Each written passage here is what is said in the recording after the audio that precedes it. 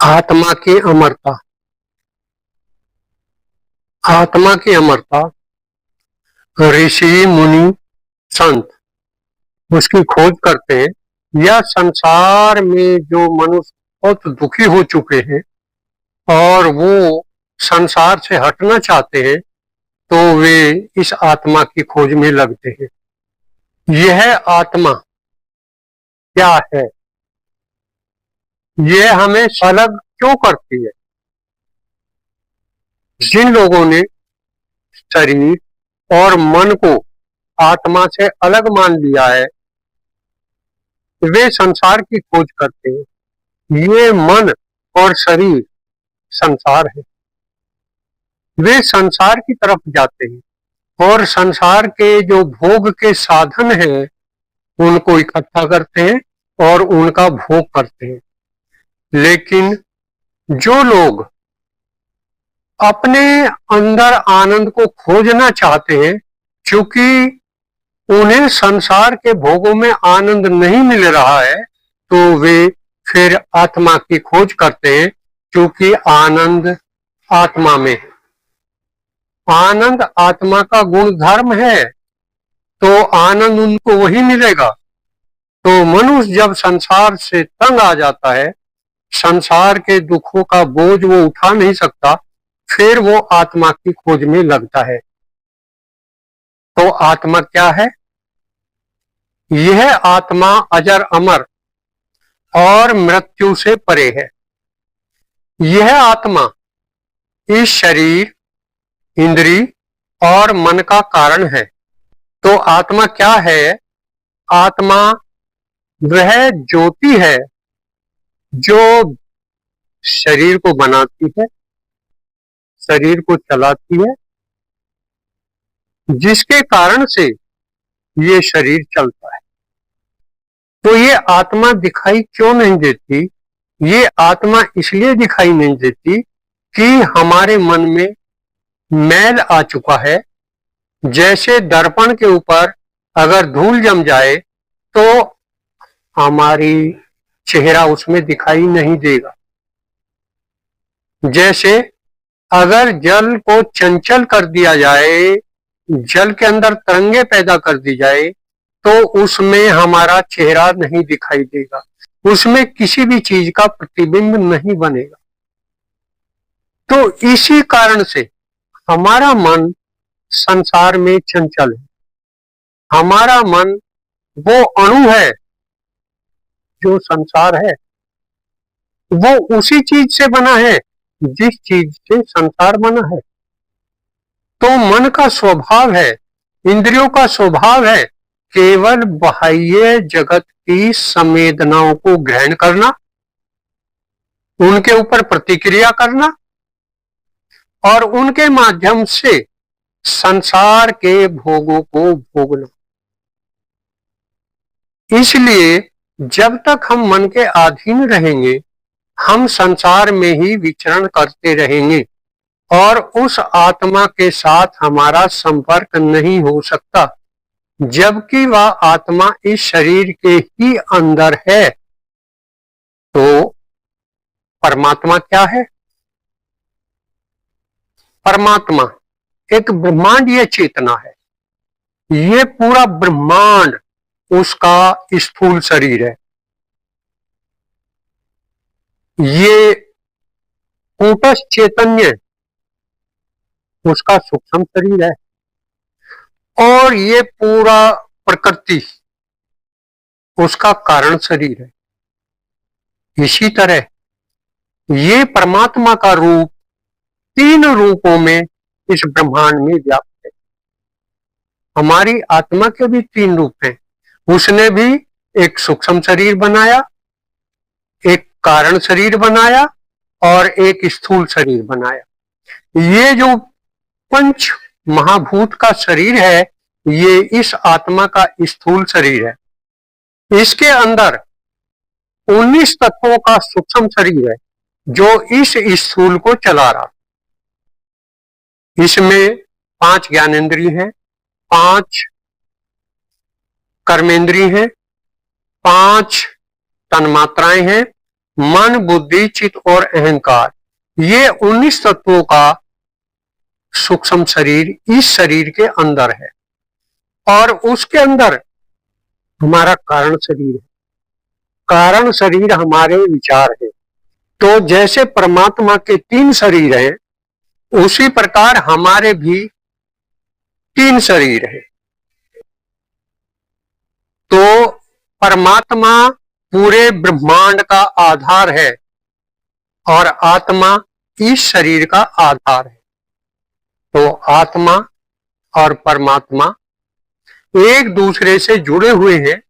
जो काम ब्रह्मांड में परमात्मा कर रहा सूक्ष्म रूप में, वो ही कार्य आत्मा कर रही। आत्मा और परमात्मा का रिश्ता कैसा है?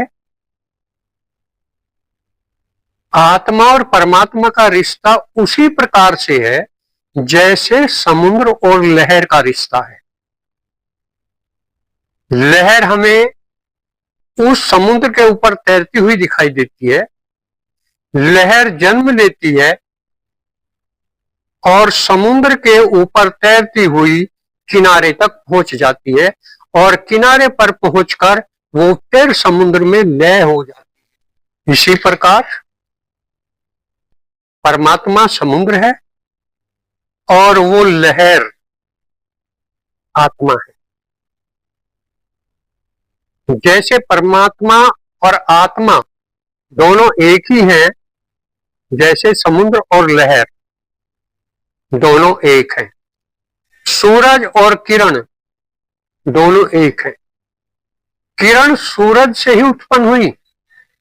तो आत्मा और परमात्मा का रिश्ता क्या है?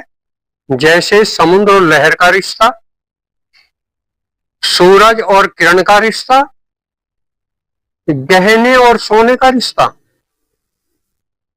सारे गहने उसी सोने से बनाए गए हैं, लेकिन उनके नाम अलग अलग हो गए, जबकि सबका आधारभूत सोना ही है। गीता में भी यही कहा है भगवान श्री कृष्ण ने, अध्याय 15 और श्लोक 7, ममैव जीवलोके जीवभूत सनातने मम षष्ठानि इंद्रियाणि प्रकृति स्थानी कर्षति। जैसे संपूर्ण लोक में मैं ही हूं। संपूर्ण लोक में वो परमात्मा ही है। ममेव, मैं ही हूं। जीव लोके, इस संसार में जीवों का जो लोक है उसमें मैं ही हूं। और उसके अंदर जो उसका आधार है जीवभूत सनातन, वो आत्मा है जो इसके अंदर है। लेकिन ये मन और ज्ञानेंद्री, कर्मेंद्री, ये संसार की ओर खींचती है, ये संसार में भ्रमण कराती है, ये संसार का भोग कराती है। तो ऐसा क्यों लगता है कि हम उस सत्ता से अलग है? ईश्वर अलग है और हम अलग है, ऐसा क्यों अनुभव होता है? इसका कारण है मन और मन में पैदा होने वाले विकार। वे मन के विकार काम, क्रोध, लोभ, मोह, ईर्ष्या, द्वेष, ये हमें उससे अलग कर देते हैं। इनका मैल हमें उस आत्मा को देखने नहीं देता, हमें उस आत्मा से अलग कर देता है। यही तो साधना है। जब धीरे धीरे ये जो मैल है हम इनको हटाते हैं, तो धीरे धीरे अंदर जाकर उस आत्मा का आनंद हमें अनुभव होने लगता है। तो उस आत्मा का मिलन कैसे हो? भीतर की यात्रा हमें करनी होगी। भीतर की यात्रा के 3 मार्ग हैं। सबसे पहले अपने मन के मैलों को दूर करें, इनका निरंतर अभ्यास करें और उसके बाद अपने भीतर की यात्रा शुरू करें। भीतर की यात्रा के 3 मार्ग हैं। ज्ञान मार्ग, ज्ञान मार्ग जो वेद, उपनिषद, गीता और हमारे ऋषि बताते हैं कि नहीं, हम शरीर नहीं है, हम मन नहीं है, हम तो वो शक्ति है जिसने ब्रह्मांड रचाया, जो ब्रह्मांड का कारण है और जो ब्रह्मांड को चला रहा। तो हम उन वेदों का, उपनिषद का, दर्शन का और ऋषियों की वाणी को सुनकर उन पर आचरण करें। पहले उनको जाने और फिर उसके ऊपर आचरण करें। दूसरा मार्ग है कर्म योग। कर्म योग के माध्यम से भी हम उस आत्मा से मिल सकते हैं। कैसे? उस परमात्मा ने ये सृष्टि रचाई, तो जो जीव हैं सब वो परमात्मा ही तो है। तो जब हम निष्काम कर्म करेंगे, दूसरों के लिए करेंगे, दूसरों को अपना रूप समझेंगे, तो उस ब्रह्मांडीय चेतना का धीरे धीरे विस्तार होना शुरू हो जाएगा। तो हम कर्म करें दूसरों के लिए और उनकी सेवा करें। इस तरीके से धीरे धीरे चेतना का विस्तार होगा। तीसरा मार्ग भक्ति योग, प्रेम और समर्पण। उस परम पिता से हम उसी प्रकार प्रेम करें जैसे हम अपनी संतान से करते हैं। वो ही संसार का कारण है, वो ही संसार का पालनहार है, तो उससे हम दिव्य प्रेम करें और उसकी जो सृष्टि है उससे भी हम दिव्य प्रेम करें और अपने आप को अहंकार भाव को दूर करके उसमें समर्पण करें। सब कुछ वो ही तो है। तो इस प्रकार जब निरंतर हम प्रेम और समर्पण करेंगे तो हमारी उस चेतना का विस्तार होना शुरू हो जाएगा और धीरे धीरे हम उस ब्रह्मांडीय चेतना के साथ मिलने लगेंगे। तो उसको कैसे पहचानेंगे? जब मन निर्मल हो जाएगा, मन के अंदर कोई दोष नहीं रहेगा, मन की विकर्षण शक्तियां खत्म हो जाएंगी जो हमें संसार की ओर खींच रही है, तो धीरे धीरे मन के निर्मल होने पर हम उस शक्ति के साथ एक होना शुरू होंगे। जैसे ही जल शांत हो जाएगा तो उसमें प्रतिबिंब बनने लगेगा। जब मन शांत हो जाएगा तो उस शक्ति के साथ हम एक होने लगेंगे। तो सबसे पहला काम है उस आत्मा को देखने का, उस आत्मा से मिलने का, मन को शांत करना। और मन को शांत करने का नाम ही तो ध्यान है कि धीरे धीरे हम इस मन को शांत करें और उस शक्ति के साथ एक होना शुरू करें। एक शिष्य ने गुरु से कहा, गुरुजी, हम आत्मा को कैसे देख सकते हैं? उसने कहा, बेटा, तुम शांत होकर बैठ जाओ, धीरे धीरे वो आत्मा तुम्हारे ही अंदर अनुभव होगी। तो शिष्य शांत होकर बैठा। कुछ देर बाद गुरु ने कहा, मुझे तो बाहर की आवाजें सुनाई दे रही हैं, बाहर की गर्मी सर्दी महसूस हो रही है, मुझे तो बाहर के संवेदन ग्रहण हो रहे हैं। तो गुरु ने कहा, नहीं, और ध्यान करो, और गहराई में जाओ, और गहराई में जाओ। कुछ समय बाद फिर गुरु ने शिष्य से पूछा, क्या अनुभव हुआ? शिष्य ने कहा, नहीं गुरुजी, मुझे तो सामने काले काले धब्बे, काला रंग दिखाई दे रहा है। गुरु ने कहा, नहीं, इसका मतलब और अंदर जाओ, अभी आप गहराई में पहुंचे नहीं। जब और गहराई में जाओगे तो कुछ और अनुभव होगा। शिष्य ने और लंबे समय तक ध्यान किया। गुरु ने फिर पूछा, कुछ अनुभव हुआ?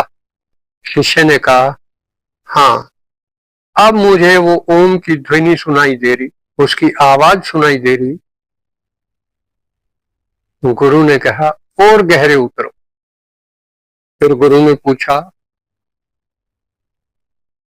अब आपको कुछ अनुभव हुआ? तो उसने कहा, हाँ, अब मुझे वो अंदर आनंद महसूस हो रहा जिसकी मैंने कभी कल्पना नहीं की थी।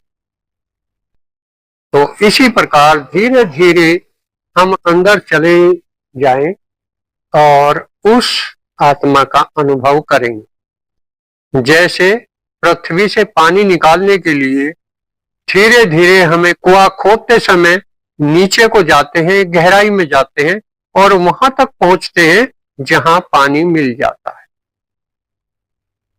इसी प्रकार जब वो आत्मा मिल जाती है तो ये जीवन एक उत्सव बन जाता है। जीवन जीने की कला हमें मिल जाती है। सारे वेदों में, सारे उपनिषदों में यही कहा गया है, अहम ब्रह्मस्मि, अयम आत्मा ब्रह्म, तत्त्वमसि। ये आत्मा ही तो ब्रह्म है, यही तो ईश्वर है, यही तो परमात्मा है। तो इसके लिए हमें शरीर के अंदर गहराई में उतरना होगा। आत्मा और परमात्मा अलग नहीं है, केवल दृष्टि अलग है। जब दृष्टि बदल जाती है तो अनुभव होता है, अहम ब्रह्म अस्मि, अयम आत्मा ब्रह्म, तत्वम असि। तो केवल अपनी दृष्टि बदलनी है, अनुभव अपने आप होगा। आज इतना ही।